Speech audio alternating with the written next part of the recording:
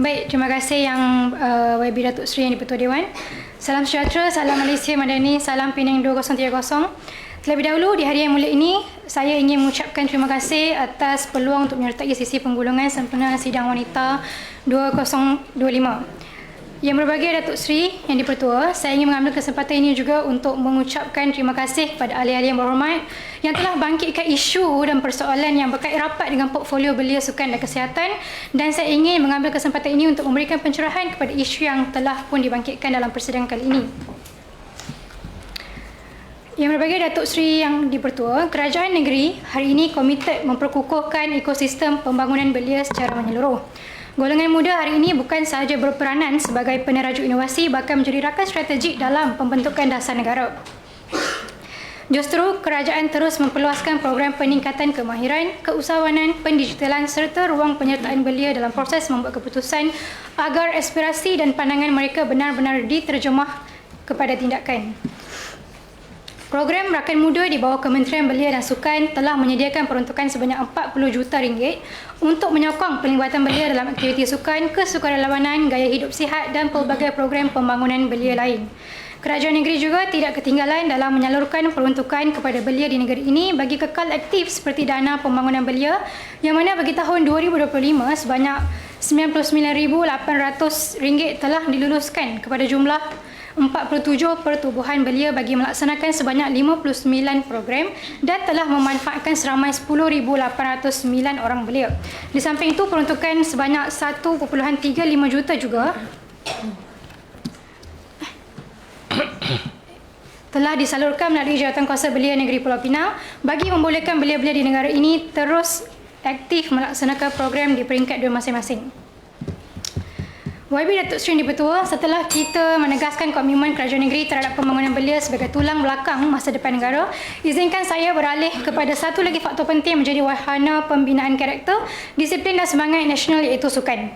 Bagi tahun 2025, selain peruntukan RM355,000 Jawatankuasa MMK Sukan, masyarakat kita juga turut disediakan dana sukan komuniti yang mana adalah sebahagian inisiatif Kementerian Belia dan Sukan untuk memberi bantuan bagi penganjuran program pembangunan sukan di peringkat komuniti, iaitu dengan sebanyak sejumlah 1.2 juta telah disalurkan kepada 93 permohonan dengan laporan penyertaan berjumlah 22,858 orang.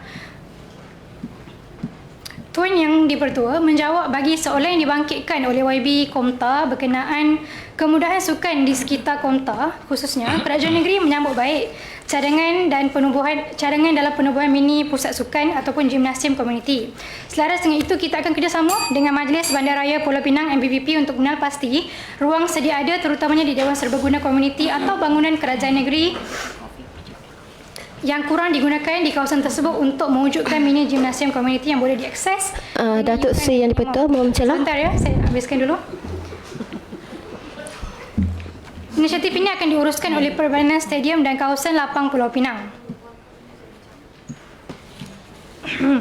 Jadi kita akan terus menyokong inisiatif masyarakat untuk menggunakan rangkaian jalan sedia ada secara maafkan saya. Manakala mengenai cadangan mewujudkan rangkaian jalan raya untuk sukan, kerajaan negeri melalui MBBP dan juga PDRM sentiasa memberikan sokongan padu kepada penganjur acara sukan seperti fun run dan berbasikal dengan kelulusan yang pantas dan pengurusan keselamatan yang cukup. Kita akan terus menyokong inisiatif masyarakat untuk menggunakan rangkaian jalan sedia ada secara berkala bagi acara sukan dan rekreasi selaras dengan matlamat Penang 2030 untuk mempromosikan gaya hidup sihat dalam persekitaran bandar. Yang berbahagia Datuk Seri yang di-Pertua, kini saya beralih kepada portfolio kesihatan.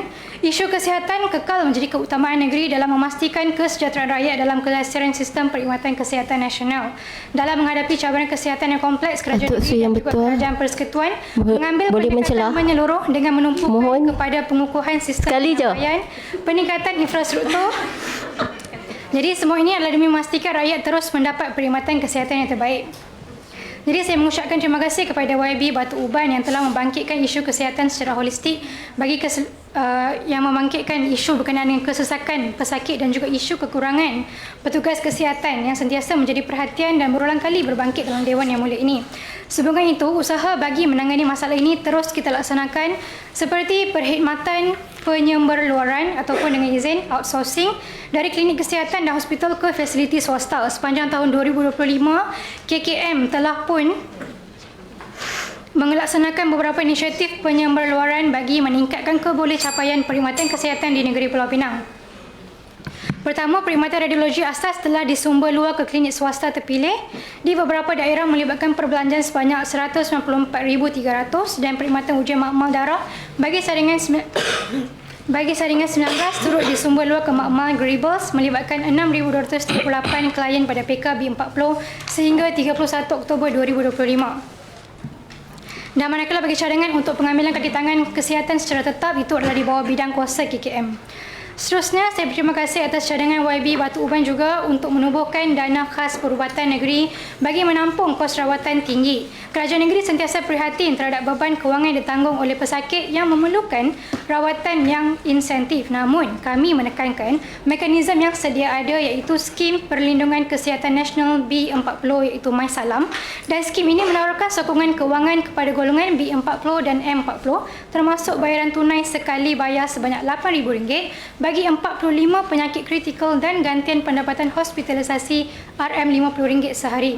Kerajaan negeri akan mengambil langkah proaktif untuk memperhebatkan kempen kesedaran dan pendaftaran MySalam bagi memastikan manfaat ini sampai kepada rakyat yang layak.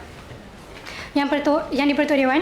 Seterusnya, bagi menjawab soalan berkenaan isu kesihatan mental dan intervensi awal, kerajaan negeri mengakui isu kesihatan mental belia yang semakin membimbangkan termasuk kekangan dalam jawatan pegawai psikologi dan kaunselor di klinik dan hospital yang berada di bawah bidang kuasa KKM. Untuk mengatasi keterbatasan ini, kita telah menubuhkan jawatan kuasa kesihatan mental Pulau Pinang yang bertujuan memperkasakan peranan pusat komuniti dan juga NGO untuk menyediakan sokongan psikososial, lantas mengurangkan kebergantungan kepada fasiliti perubatan KKM. Dan bagi langkah intervensi awal, kerajaan negeri juga giat memperhebatkan kempen kesedaran di peringkat komuniti bagi meningkatkan literasi kesihatan mental dan melatih tenaga pengajar serta sukarelawan sebagai dengan izin gatekeepers yang mampu mengenal pasti simptom awal dan merujuk belia berisiko kepada talian sokongan psikososial dan perkhidmatan profesional seperti program mentari KKM. Selain itu, bagi soalan berkenaan strategi kerajaan negeri, soalan berkenaan strategi, kerajaan negeri menyedari beban besar yang dibawa oleh penyakit tidak berjangkit iaitu NCD. Oleh itu, kita telah pun melaksanakan strategi pencegahan dan intervensi awal yang komprehensif. Model pencegahan utama kita berfokus pada mengubah persekitaran hidup dengan memperkasa penguatkuasaan kawasan larangan merokok dan memastikan ketersediaan kawasan lapang serta taman-taman rekreasi di bawah PBT seperti Youth Park dan Taman Metropolitan Relau bagi menggalakkan aktiviti fizikal dalam kalangan rakyat. Bagi aspek intervensi awal pula, kita bekerjasama dengan KKM untuk menggalakkan saringan kesihatan awam secara meluas termasuk melalui program saringan percuma di peringkat pusat khidmat DUN agar NCD dapat dikesan dengan awal. Merujuk soalan yang diajukan berkenaan isu pesakit yang terpaksa diletakkan di koridor hospital, ya, isu kesesakan dan kekurangan ruang wad di hospital utama terutamanya di Hospital Pulau Pinang adalah satu isu yang sering dibangkitkan dan diakui, ya,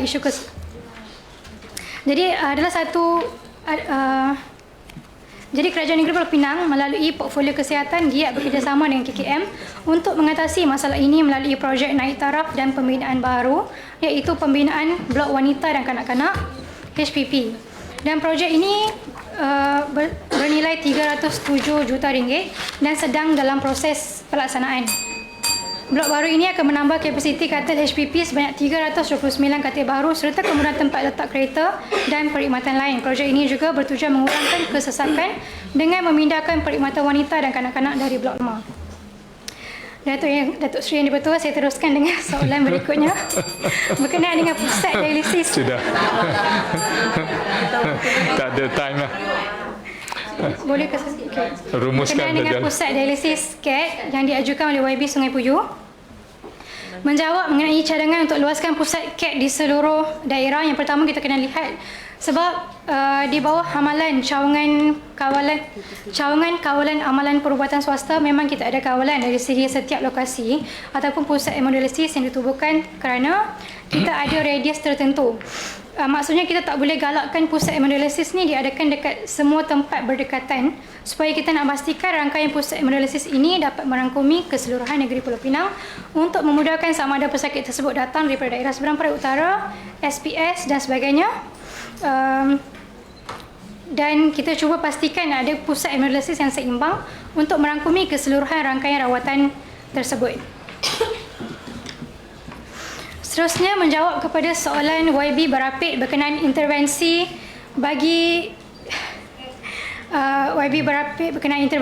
mengekang peningkatan kes kemurungan dan bunuh diri khususnya dalam kalangan belia. Kerajaan negeri mengambil serius peningkatan kes kemurungan dan bunuh diri dalam kalangan belia. Kami mengakui bahawa perkhidmatan sokongan psikologi masih terhad terutamanya di kawasan luar bandar. Jadi sebagai langkah proaktif, Kerajaan Negeri melalui Jawatankuasa Kesihatan Mental Pulau Pinang bekerjasama dengan pelbagai agensi untuk menumbuhkan pusat psikososial awal di peringkat komuniti. Usaha ini bertujuan untuk meningkatkan perkhidmatan kaunseling dan intervensi awal kepada belia di luar bandar, yang mana pusat-pusat ini akan bertindak sebagai jaringan sokongan komuniti yang cepat bertindak untuk mengesan dan merujuk belia berisiko tinggi. Datuk Seri Yang Di-Pertua, merujuk kepada soalan berkenaan kekerapan. Saya ada lagi dua lagi soalan. Satu lagi, okey, last yang terakhir. Berkenaan dengan kekerapan terapi pertuturan.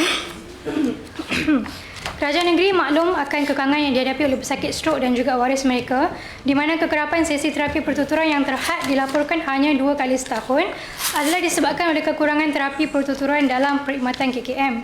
Jadi kita akui bahawa kekerapan ini sangat menyusahkan dan juga jauh daripada standard rawatan yang sepatutnya 1 hingga 2 kali seminggu untuk pemulihan yang optimum. Walaupun kekosongan jawatan dan lantikan terapis di bawah bidang kuasa KKM, tapi Kerajaan Negeri akan melalui Jabatan Kesihatan Negeri akan mengambil perhatian serius terhadap cadangan untuk meningkatkan kekerapan minimum. Kami akan menggunakan setiap platform untuk mencadangkan kepada KKM agar penambahan perjawatan terapis pertuturan diberikan keutamaan di bawah peruntukan rancangan Malaysia ke-13 demi kepentingan pemulihan pesakit strok di Pulau Pinang. Secara penutupnya, kesemua inisiatif dan projek yang telah dibentangkan hari ini jelas menunjukkan komitmen Kerajaan Negeri Pulau Pinang dalam memastikan pembangunan belia, sukan dan juga kesihatan berjalan secara seimbang dan menyeluruh. 25 daripada penambahbaikan fasiliti sukan, pengukuhan prestasi pasukan negeri, pembangunan infrastruktur kesihatan sehinggalah kepada program-program belia yang memberi manfaat langsung kepada masyarakat, semuanya bertujuan untuk meningkatkan kualiti hidup rakyat. Saya yakin dengan kerjasama semua pihak, usaha-usaha ini akan terus membuahkan hasil yang positif demi kesejahteraan negeri dan rakyat. Saya akhiri penggulungan ini yang panjang ini dengan serangkap pantun. Bunga seroja di tengah padang, dipetik dibawa bersama ke balai. Belia kita dididik berjuang, kesihatan mantap, sukan digalai. Dengan izin, untuk negeri, hashtag untuk negeri kita, untuk belia kita dan untuk sukan kita. Sekian, terima kasih.